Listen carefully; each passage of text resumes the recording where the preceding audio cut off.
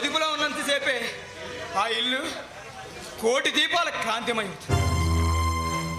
అదే ఆడది అదుపు తప్పితే ఆ ఇల్లు అగ్ని జ్వాలకు ఆహుతవుతుంది. నా సావే నీకు సరైన శిక్ష.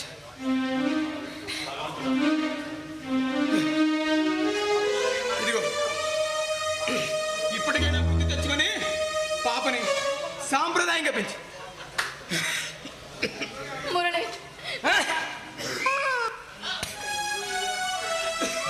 భగవంతుడా,